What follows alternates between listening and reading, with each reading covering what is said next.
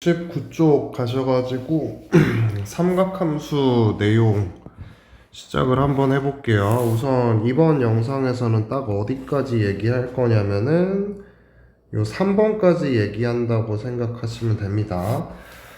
요 이제 다음 개념 파트에서 삼각함수에 대해서 본격적으로 시작을 하고, 이제 오늘 하는 거는 지금 이 영상에서 하게 되는 얘기는 삼각함수를 시작하기 전에 이제 필요한 내용들에 대해서 좀 몇 가지 얘기를 하고 갈 거예요.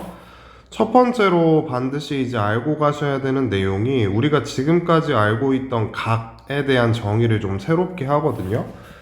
무슨 말이냐면은 시초선과 동경 그리고 이제 각의 부호라고 쓰여 있는데 이게 간단히 한 줄 요약하면은, 간단히 그림으로 하나 요약하면 이 정도 그림이거든요. 그러니까 앞으로 각을 이런 식으로 표현을 좀 하겠다고. 무슨 말이냐면은 여기 이제 O를 기준으로 오른쪽으로 이렇게 가는 반직선이 하나가 있는데 이걸 시초선이라고 부를 거고요. 그 다음에 이 동경이라고 하는 움직이는 반직선이 하나가 있어. 시초선은 고정된 반직선이고 동경은 움직이는 반직선이거든. 그래서 이 시초선을 기준으로 동경이 이렇게 빙글빙글 돌면서, 동경이 이렇게 움직이면서 각을 만들어내는 거예요. 그래서 시초선이 여기 있는 상태에서 동경이 여기 위치하면 이만큼의 각이 생기겠지. 그래서 이 각을 읽을 때 플러스, 그러니까 이쪽 방향으로 읽을 때는 양의 방향으로 읽는 거고 이쪽 방향으로 읽을 때는 음의 방향으로 읽거든요. 그래서 예를 들어서 시초선이 여기 있는 상태에서 동경이 여기 있고 여기서 만들어내는 각이 예를 들어 뭐 40도라고 했을 때 요 각은 40도라고 쓸 수도 있는데 뭐라고도 쓸 수 있냐면 음의 방향으로 마이너스 320도라고 읽을 수도 있는 거야. 어차피 한 바퀴가 360도니까 이거 40도라고 읽었으면 요 반대로 마이너스 320도라고 읽는 것도 가능하다고, 이런 식으로 읽게 돼요. 그래서 시초선은 뭐냐? 시초선은 이렇게 고정된 반직선 OX, 이거 보고 시초선이라고 얘기하고요. 점 O를 중심으로 회전해서 만들어진 도형으로 그 회전한 양을 각의 크기로 정한다. 그러니까 그 고정된 반직선이 시초선이고 점 O를 중심으로 빙글빙글 돌아가는 게 동경이에요. OX는 시초선이고 OP는 동경이야. 그래서 시초선과 동경이 만나서 만들어내는 게 각이고요. 요 시계 반대 방향으로 돌아가는 걸 양의 방향이라고 그러고 시계 방향으로 돌아가는 걸 음의 방향이라고 얘기합니다. 뭐 별 내용 없지. 그래서 이제 뭐 각을 뭐 몇 개를 만약에 너네들한테 그냥 여기도 해도 되겠네. 너네들한테 만약에 뭐 30도에 해당하는 각을 표현해 주세요 하면은 여기에다가 이제 시초선 그리고 동경 이렇게 그린 다음에 여기가 30도 뭐 이런 식으로 표시해 주면 되고, 뭐 마이너스 100도 표현해 주세요 라고 하면은 여기 시초선으로 하고 마이너스 100도니까 여기서 음의 방향으로 100도만큼 가야 되겠지. 그럼 뭐 이런 식으로 표현해 주면 된다. 뭐 이런 얘기인 거야. 별로 특별한 내용이 있는 건 아닙니다. 요 아래에 있는 내용은 이제 일반각 나와 있는데, 일반각은 뭐냐면 뭐 360도 곱하기 n 더하기 알파도 이렇게 표현하는 게 일반각인데, 일반각은 그냥 간단히 얘기하면 이거예요. 같은 동경을 나타내는 각들을 하나의 형태로 정리한 것이라고 일반각을 얘기할 수 있거든. 그러니까 이게 무슨 말이냐면은 여기에다가 이제 30도를 표현해 주세요 라고 하면은 동경상 이제 이렇게 표현을 하겠지. 시초선 여기 있고 동경 이렇게 해가지고 여기 30도 이렇게 표현을 해주겠지. 근데 30도라는 각이 나타내는 동경이나 390도라고 하는 각이 나타내는 동경이나 750도라고 하는 각이 나타내는 동경이나 마이너스 330도 또는 마이너스 690도 같은 동경들이 전부 다 같은 동경을 나타내고 있다는 거 알 거예요. 여기 있는 요 각들이 나타내는 동경이 전부 다 동일하거든. 30도는 그냥 이렇게 되니까 30도고 390도는 한 바퀴 돌고 나서 30도니까 어차피 같은 동경을 나타낼 수밖에 없는 그림인 거 알겠지? 이렇게 동경이 같은 애들을 어떻게 하나의 방법으로 표현할 수 있는 방법이 없을까라고 생각을 하다가 만들어낸 방법이, 요 30도는 360도의 방향으로, 360도가 이제 한 바퀴잖아요. 한 바퀴도 돌지 않은 상태에서 30도인 거지. 390도는 360도로 한 바퀴 돌고 나서 30도 이렇게 읽어주시면 되고, 750도는 360도로 두 바퀴 돌고 나서 30도인 거고, 요 마이너스 330도는 360도로 반대 방향으로, 음의 방향으로 한 바퀴 돌고 나서 남아있는 게 30도, 얘는 360도 곱하기 음의 방향으로 두 바퀴 돌고 나서 30도, 이런 식으로 식 정리하는 게 가능하잖아. 이렇게 보겠다는 거야, 이렇게. 그러면 얘네들 같은 동경을 나타내는 이 모든 각들을 하나의 포맷으로 딱 엮어버리면, 하나의 포맷으로 딱 정리하면 이런 식으로 정리할 수 있지 않나? 360도 곱하기 n 더하기 30도 정도로 정리할 수 있어요. 단 n은 정수겠지. n이 이제 몇 바퀴를 나타내는 거기 때문에 한 바퀴 두 바퀴일 수도 있고 음의 방향으로 한 바퀴 두 바퀴일 수도 있으니까 요 n은 정수를 나타내는 상황에서 이런 식으로 정리하는, 일반각을 나타내는 이런 식의 표현을 만들어낼 수가 있다고. 그래서 이런 표현 자체를 일반각이라고 얘기를 합니다. 이런 표현을 일반각이라고 얘기를 하고, 그래서 일반각은 360도 곱하기 n 더하기 알파도 이렇게 나타내는 게 일반각이에요. 그거에 대해서 뭐 좀 정리를 해놓은 게 요 글이고 한번 읽어보시면 되고, 다음 각의 동경에 나타내는 일반각을 요런 식의 표현으로 나타내 달래. 그럼 요 50도는 어떻게 표현하면 되냐? 360도 곱하기 0 더하기 50도 뭐 이런 식으로 써질 거 아니야. 근데 일반각으로 나타내 달란 얘기는 얘랑 동경이 같은 애들을 전부 다 묶어서 하나로 나타내 달란 얘기이기 때문에 여기를 360도 곱하기 n 더하기 50도의 모양으로 써주시면 돼요. 그 다음에 585도에 마이너스가 붙어 있는데 얘는 360도 곱하기 마이너스 2 더하기 135도거든요. 계산해보면. 근데 얘도 마찬가지로 여기를 n으로 써주시면 됩니다. 알겠지? 그 다음에 얘는 360도 곱하기 3 더하기 60도 그림인 것 같아요. 근데 얘도 마찬가지로 3 대신에 n 써주시면 되는 그림이다. 여기도 360도 곱하기 마이너스 2라고 읽으셔야 돼요. 그럼 마이너스 720도니까 플러스 315도에야 마이너스 405도가 나오죠. 근데 여기에서 여기 있는 요 마이너스 2를 마찬가지로 n으로 써주시면 되는 그림이다. 근데 여기 있는 이 문제 같은 경우는 알파를 0도하고 360도 사이로 전제를 깔아줬기 때문에, 즉 여기 붙는 요 자투리 각에 대한 알파를 반드시 0하고 360도 사이로 써달라고 했으니까 이런 식으로 써주는 거거든요. 근데 사실은 일반각 같은 경우는 일반각에 대한 표현 같은 경우는, 예를 들어 요거 같은 경우는 일반각으로 썼을 때 이런 식으로 쓴다고 해도 아무 문제 안 생깁니다. 일반각에 대한 표현 같은 경우는 여기가 n이 반드시 정수여야 된다라는 전제는 있는데 요 알파가 어떻게 되어야 한다라는 약속은 없거든요. 이 문제는 지금 알파가 이렇게 전제를 깔아줬으니까 그 모양에 맞춰준 건데, 일반적으로 일반각은 요 알파에 대한 전제가 없어. 그래서 알파는 아무거나 갖다가 써도 돼요. 이거에 대한 내용을 내가 71쪽 요 위에다가 써놨는데, 일반각 얘 같은 경우는 알파에 대한 특별한 제한이 없습니다. 방금 풀었던 엑서사이즈 문제 같은 경우는 알파가 0에서 360도 사이라는 전제를 깔아줬기 때문에 그렇게 문제를 풀었던 것 뿐이고, 원래 이제 일반각으로 나타낼 때 알파에 대한 전제가 없습니다. 그래서 30도에 해당하는 동경을 나타내는 일반각을 이렇게 표현해도 상관이 없어요. 여기를 390도라고 써도 상관이 없다고.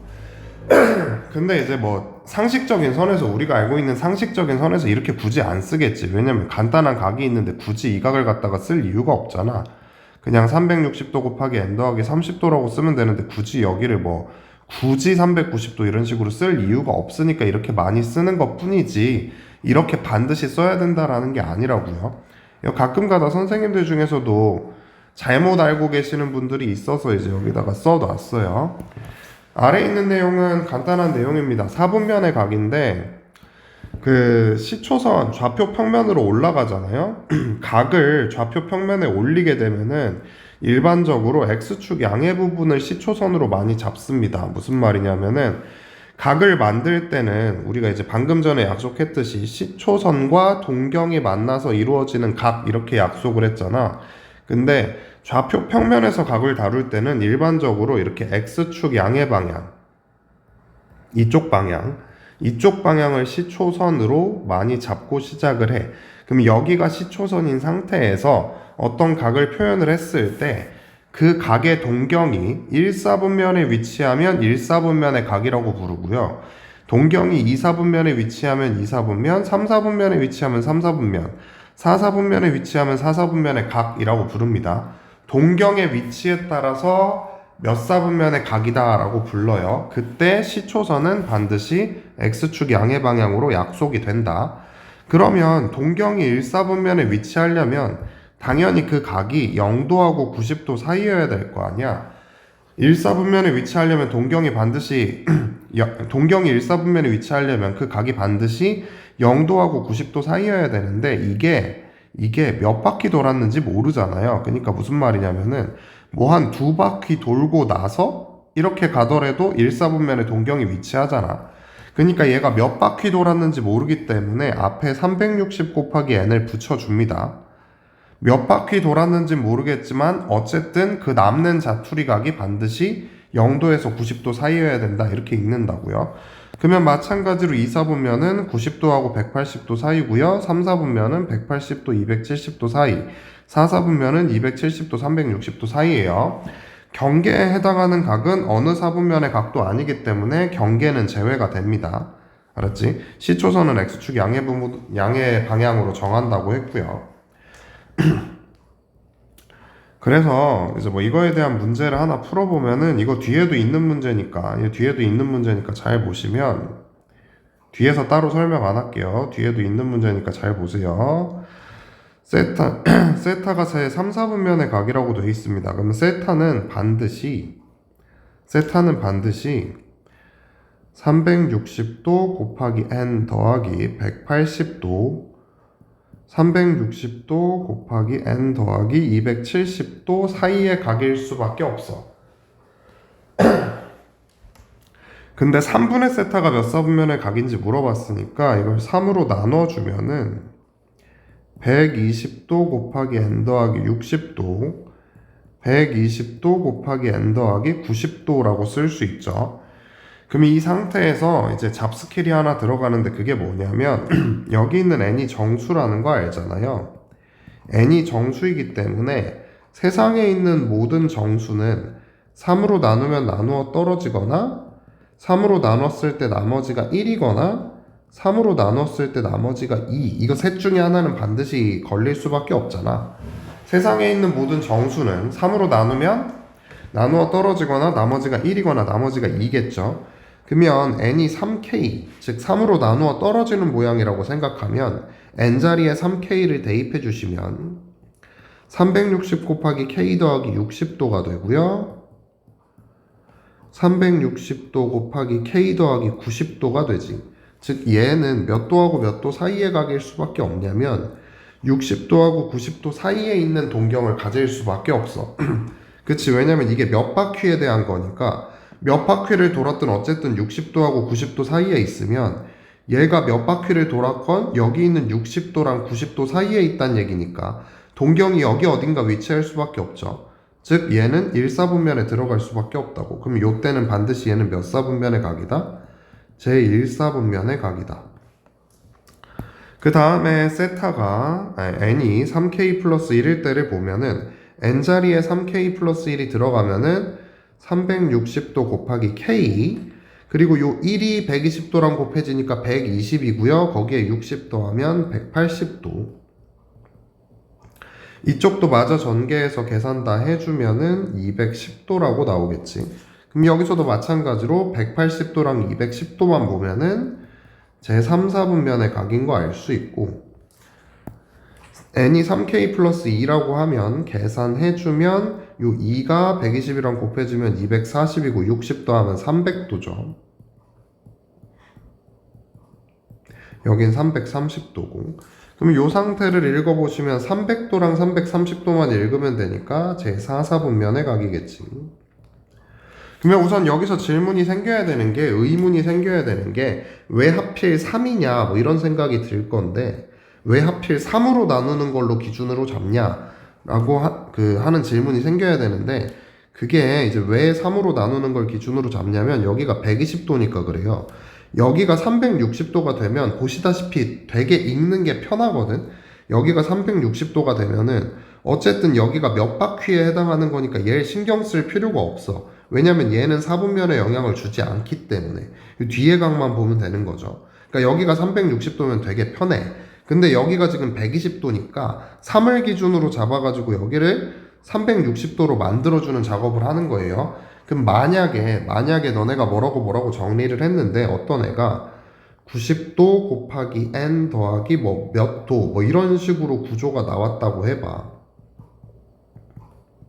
뭐 이런 식으로 구조가 나왔으면 당연히 그 기준을 어떻게 잡냐면 n은 4k 플러스 1, 4k 플러스 2, 4k 플러스 3으로 잡아서 분석을 합니다.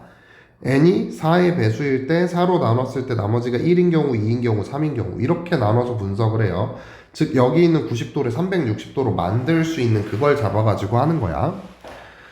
어쨌든 여기 있는 요 사분면의 각은 그 동경이 위치하는 그 위치에 따라서 몇 사분면의 각이다라고 읽어줍니다. 뭐 별로 어려운 내용은 아니니까.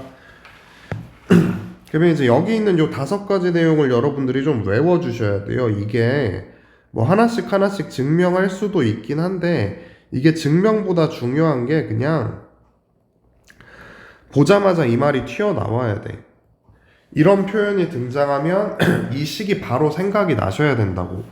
그거에 대한 설명을 요 밑에다가 내가 열심히 이제 막 길게 써놨거든요. 길게 써놨는데 이 설명이 그다지 중요한 건 아니고 그냥 이 내용이 바로 직관으로 나오셔야 돼요. 근데 참고로 얘기하면 이 두 동경의 위치 관계에 대한 내용 같은 경우는 수능 기준으로는 잘 출제가 안 됩니다. 수능 기준으로는 거의 출제가 안 되고 그냥 내신 전용이라고 생각하시면 돼요. 그 수능 관련된 교재나 수능 기출 문제집을 보면은 이거 관련된 문제가 없어. 거의 없다시피 해요. 내신 전용이라고 보시면 되는데 내신에서는 진짜 단골입니다. 엄청 자주 나와요. 엄청 자주. 수능 모의고사 기준으로는 안 나온 지 오래됐거든요. 그래서 올해도 안 나올 가능성이 큰데 내신 기준으로는 이게 진짜 많이 나오는 문제 유형이야. 그래서 두 동경의 위치 관계 첫 번째, 두 동경이 일치한다. 두 동경이 일치하는 그림을 그려보면 요 정도 그림을 그리실 수가 있어요. 두 동경이 일치하는 상태잖아. 이때 여기 있는 요 큰 각, 이렇게 이제 알파가 지금 알파를 어떻게 표현하겠다는 거냐면 이렇게 표현을 하겠다는 거거든. 베타는 이렇게 표현하겠다는 거고. 그럼 이런 식의 표현이 지금 뭘 얘기하는 거냐면 요 알파라는 각이 결국 나타내는 동경이 여기긴 한데 이게 몇 바퀴 돌았는지 모르는 애잖아. 몇 바퀴 돌았는지 모르는 애니까 360도로 몇 바퀴 돌았는지 모르겠지만 아무튼 여기 남아있는 요 각을 알파1이라고 하면 요 남아있는 요 자투리각 요 몇 바퀴 돌았는지는 알 수 없지만 요 남아있는 자투리각을 알파1이라고 하면 알파를 이런 식으로 쓰는 게 가능하겠지. 그 다음에 베타 같은 경우도 얘가 몇 바퀴 돌았는지 모르겠지만 아무튼 남아있는 자투리 각을 베타1이라고 쓰면 식을 이렇게 쓸 수가 있죠. 근데 두 동경이 일치하면 요 자투리 각이 똑같지. 두 동경이 일치하면 요 자투리 각이 같을 수밖에 없잖아. 그래서 요 자투리 각이 똑같기 때문에 알파에서 베타를 빼버리면 요 알파1이랑 베타1이 서로 없어져요. 알파에서 베타를 빼버리면 요 알파1이랑 베타1이 서로 소거되면서 얘네가 없어지고 360도 곱하기 n1에서 360도 곱하기 n2를 빼는 것만 남고 얘네를 360도로 묶어버리면은 n1 빼기 n2 이런 식으로 묶이는 모양이 나오거든요. 근데 여기에서 n1도 어차피 정수고 몇 바퀴에 해당하는 거니까 정수고 여기 있는 n2도 몇 바퀴에 해당하는 거니까 정수잖아. 그럼 얘는 어차피 정수거든요.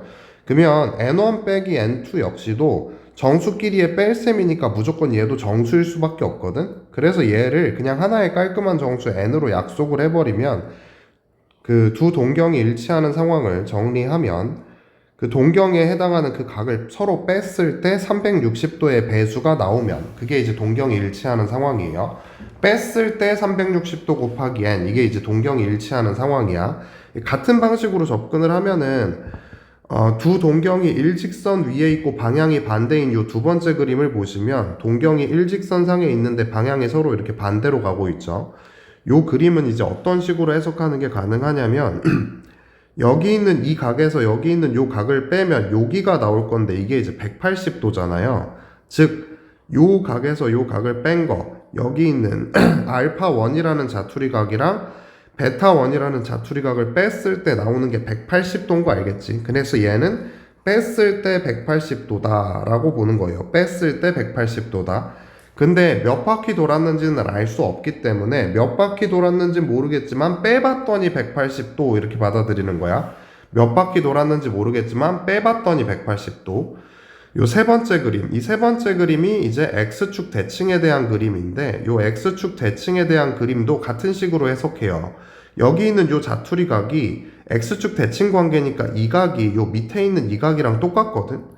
즉, 요 각이 이 각이랑 똑같지, 이 각이랑. 그렇기 때문에 여기 있는 이 각이랑 여기 있는 이 각을 더하면 360도잖아. 더해서 360도지. 그래서 이거에 대한 해석은 자투리 각끼리 더하면 360도이기 때문에 더하면 몇 바퀴 돌았는지는 모르겠지만 아무튼 360도로 몇 바퀴 돌았을 거다라는 해석을 하는 거예요. 더해서 360의 배수.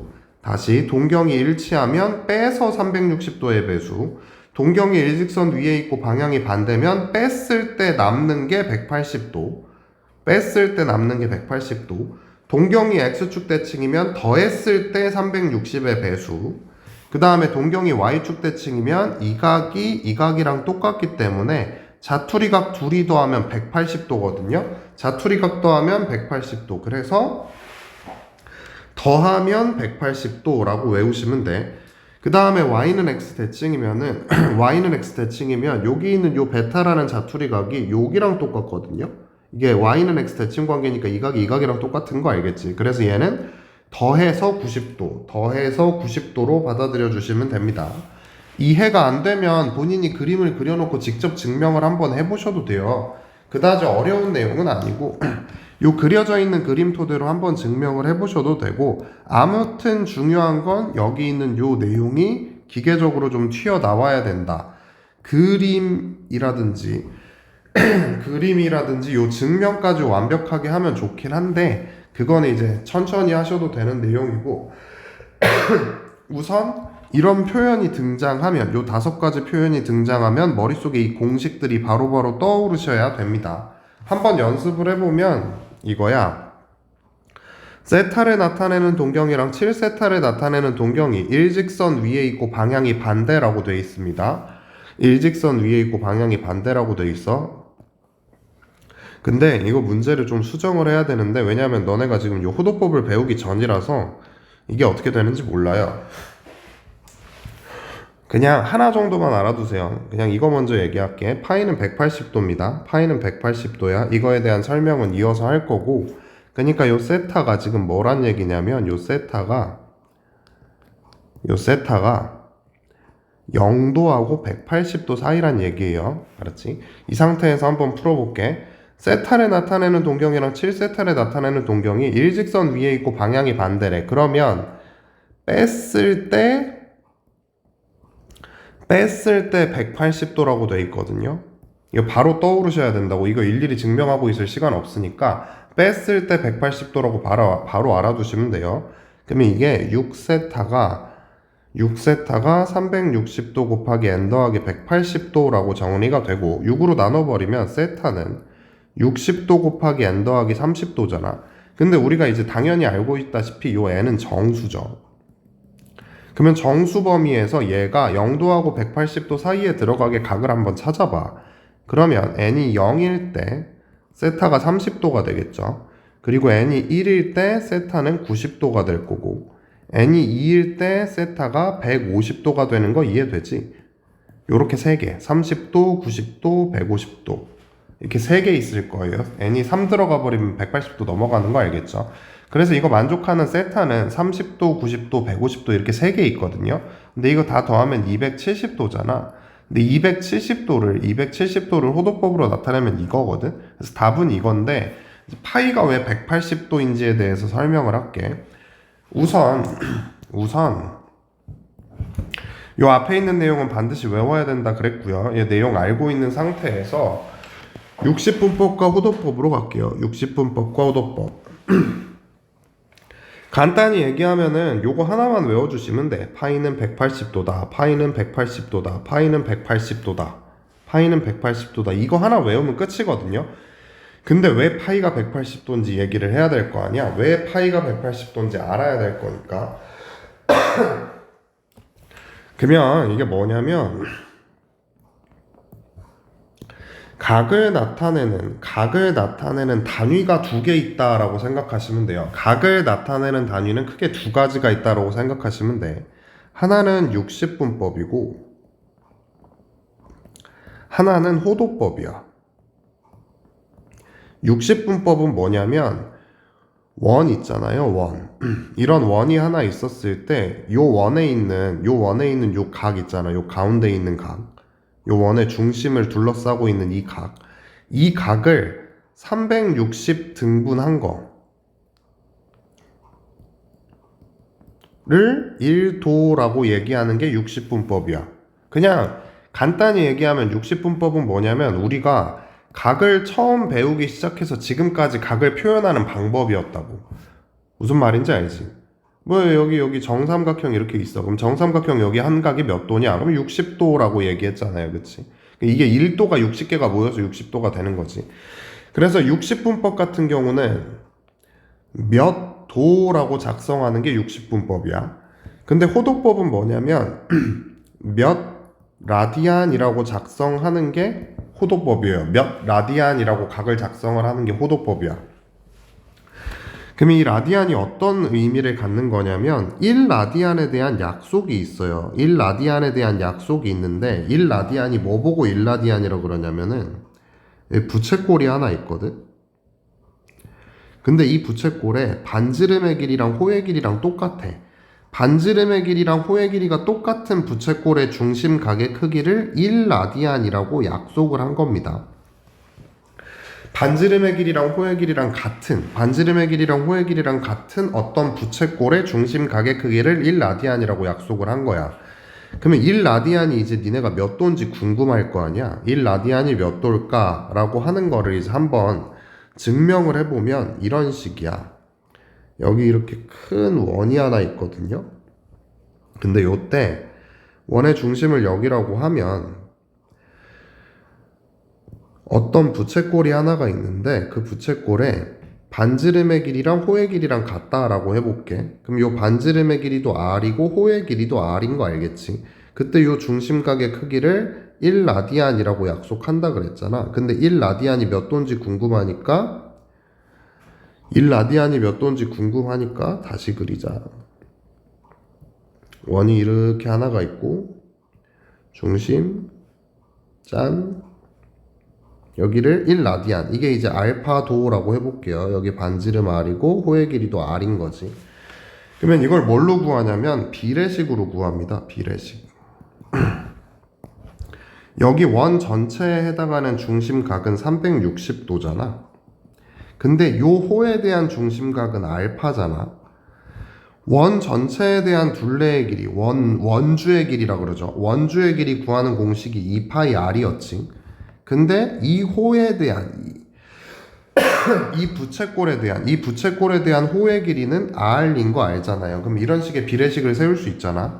그럼 이 비례식을 풀어보면은 2파이 r에다가 알파 도를 갖다 곱한 거는 360도에다가 r을 곱한 거랑 똑같고, 그러면 r 약분되면 이렇게 되고요. 즉 알파도는 뭐라고 써지는 거냐면은 파이분의 180도라고 써져. 그러니까 요 알파가 180도를 파이로 나눈 만큼의 각도라는 얘기지. 근데 요 알파도 이거랑 같은 상태에서의 요 알파도를 1라디안이라고 약속한다고 했으니까 1라디안은 몇 도냐면 파이분의 180도야. 1라디안이 파이분의 180도니까 파이를 곱해서 넘겨버리면 파이 라디안이 180도죠. 파이 라디안이 180도인데 일반적으로 여기 있는 요 라디안이라는 단위는 생략해서 씁니다. 라디안이라는 단위는 그냥 생략이 돼. 그렇기 때문에 파이는 앞으로 각도를 나타낼 때는 180도야. 그러니까 요 파이라고 하는 게 우리가 알고 있다시피 3.14, 1592 어쩌고 저쩌고 하는 그 3.14에 해당하는 파이가 맞아요. 그 파이가 맞는데 그 180도라고 하는 각을 3.14 어쩌고 저쩌고 하는 요 파이로 나눠주면은 1라디안이 된다고. 알았지? 180도를 3.14 어쩌고 저쩌고로 나눈 게 1라디안이야. 그래서 1라디안을 대략 계산해보면 57점 몇 도가 나온다라고 얘기를 해. 180도를 3보다 조금 큰 걸로 나눈 거잖아. 그래서 57점 몇 도가 나오기는 해요. 근데 이제 이런 식으로 쓰진 않고 그냥 1라디안은 1라디안인 거야. 1라디안은 1라디안이고 그렇기 때문에 파이 라디안은 180도입니다. 1라디안은 이렇게 쓰는 거고 파이 곱해버렸으니까 파이 라디안은 180도야. 그냥 복잡하게 얘기했는데 간단히 정리하면 뭐다? 파이는 180도야. 앞으로 파이는 각도를 나타낼 때 파이는 180도야. 이것만 기억하고 있으면 돼요. 그래서 파이는 180도라는 사실을 외우고 나서 나머지는 비율 관계로 구하실 수 있어요. 간단한 얘기인 건데 파이가 180도잖아. 그러면 이걸 2로 나누면 90도죠. 그래서 파이를 2로 나누면 2분의 파이는 90도인 거지. 180을 3으로 나누면 60도거든. 180을 3으로 나누면 60도잖아. 그러니까 이제 파이를 3으로 나누면 3분의 파인 거죠. 3으로 나누면 이렇게 된다. 4로 나누면 45도야. 4로 나누면 6으로 나누면 6으로 나누면 30도고요. 그래서 요 기본 단위들은 좀 외워두시면 돼요. 기본 단위. 자주 활용되는 특수각에 해당하는 기본 단위 있잖아. 이런 거는 이제 외워두시면 나머지 각을 찾는 게 좀 편합니다. 180도를 6으로 나누면 이거, 4로 나누면 이거, 3으로 나누면 이거, 2로 나누면 이거. 이 정도는 이제 자주 등장하니까 외워두면 좋겠죠. 이걸 알고 있으면 이제 아무래도 이런 각을 찾는 게 되게 편해지기 때문에, 되게 수월해지기 때문에. 아래에 있는 문제에서 해달라고 하는 거는 6분의 17파이의 동경이 나타내는 일반각을 2n파이 플러스 세타의 꼴로 나타내달라 그랬잖아요. 그러면 6분의 17파이는 2파이 더하기 6분의 5파이거든. 그치? 근데 요 2파이가 어차피 한 바퀴죠. 그럼 얘가 나타내는 동경에 영향을 끼치는 건 얘밖에 없지. 2파이가 360도니까 이거 한 바퀴잖아. 그러니까 뭐 어떻게 써도 되냐면 여기 있는 6분의 17파이를 파이가 어차피 180도라 그랬으니까 이거 정리하면 510도거든요. 그럼 510도는 360도로 한 바퀴 돌고 나서 150도잖아. 근데 이렇게 쓰는 거나 이렇게 쓰는 거랑 똑같아요. 이건 호도법이고 이건 60부법일 뿐이야. 근데 지금 여기서는 이제 호도법으로 나타내달라 그랬으니까 이런 식으로 나타내는 게 맞는 거지. 그러니까 얘를 일반각의 꼴로 나타내면 2파이로 몇 바퀴 돌았는지 모르죠. 360도로 몇 바퀴 돌았는지 모르지. 그러니까 2파이 곱하기 n 더하기 6분의 5파이라고 써주면 되는데 2파이 곱하기 n은 보시다시피 2n파이라고 많이 씁니다. 그래서 2n파이 더하기 6분의 5파이 모양으로 써주시면 그게 이제 이거를 일반각의 모양으로 나타낸 거지. 그러면 배운 김에 한번 적용을 해봐. 두 동경이 일치하는 상황인데 만약에 그 각이 호도법으로 나왔으면 여기 있는 360도만 2n으로 바꿔주면 돼요. 그러니까 두 동경이 일치하는 요 상황은 알파 빼기 베타는 2n파이다 이렇게 써주셔도 무방하다고. 만약에 두 동경이 어쩌고 저쩌고 나왔는데 그 각이 호도법으로 나와 있으면 알파 빼기 베타는 360도는 2파이니까 2n파이 더하기 180도는 파이잖아요. 이런 식으로 읽을 줄도 알아야 돼. 얘는 더해서 2n파이, 얘는 더해서 2n파이 더하기 파이, 얘는 더해서 2n파이 더하기 2분의 파이, 뭐 이런 식으로 60분법으로 쓸 수 있으면 호도법으로도 쓸 수 있어야 된다고요. 그 다음에 이제 74쪽이 개념 마지막 내용인데 여기 있는 내용은 무슨 내용을 얘기하는 거냐. 우리가 중학교 때 우리가 중학교 때 반지름의 길이가 이렇게 되고 중심각의 크기가 이렇게 되는 부채꼴의 호의 길이랑 넓이를 구하는 공식을 배웠어. 호의 길이는 2파이r 곱하기 360도분의 중심각의 크기, 그 다음에 넓이 같은 경우는 파이r 제곱 곱하기 360도분의 중심각의 크기, 그리고 넓이는 2분의 1 반지름 곱하기 호의 길이다. 요 세 가지 공식을 아마 배우셨을 건데 여기 있는 이 공식을 이제 호도법으로 바꾸는 것 뿐이에요. 호도법으로. 만약에 중심각의 크기가 이렇게 x도라고 하는 호도법이 아니라 그냥 단위가 생략된 세타 라디안이라고 중심각의 크기가 주어지면 이 공식이 바뀌어야 될 거 아니야. 그럼 이 공식이 어떻게 바뀌냐? 어차피 360도는 2파이라는 거 알잖아요. 그럼 이 360도 자리에 2파이가 들어가고 중심각 자리에 호도법의 세타가 대신 들어가는 거거든. 그러면 여기 있는 2파이끼리 서로 약분되면서 r 세타만 남습니다. 즉 l은 r 세타인 거지. 같은 논리로 부채꼴의 넓이를 증명해 보면은 2분의 1 r제곱 세타라고 증명이 돼요. 알았지? 그래서 호도법으로 제시가 된 게 호도법이 편하면 호도법으로 제시가 되면 호도법 공식을 쓰면 되고 60분법으로 제시가 되면 60분법 공식을 써야 돼.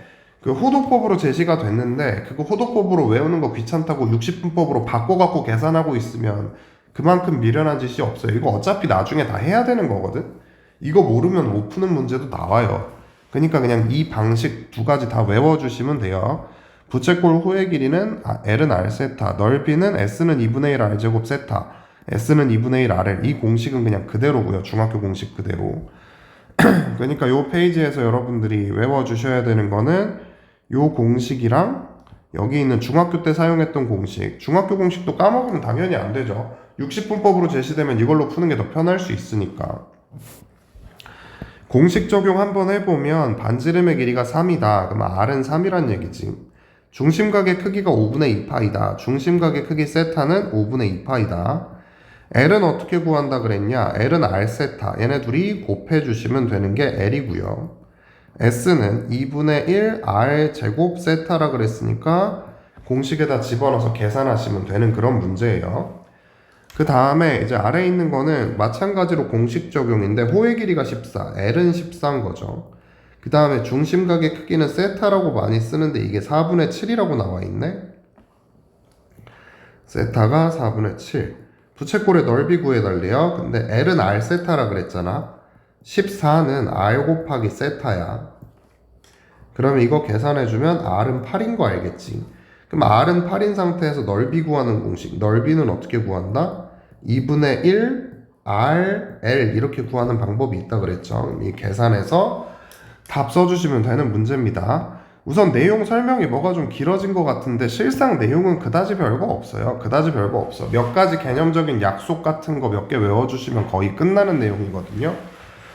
우선 이제 뭐 잘 한번 읽어보면서 머릿속에 정리하시고 뒤에 케이스별로 문제 하나씩 푸는 영상에서 또 봅시다.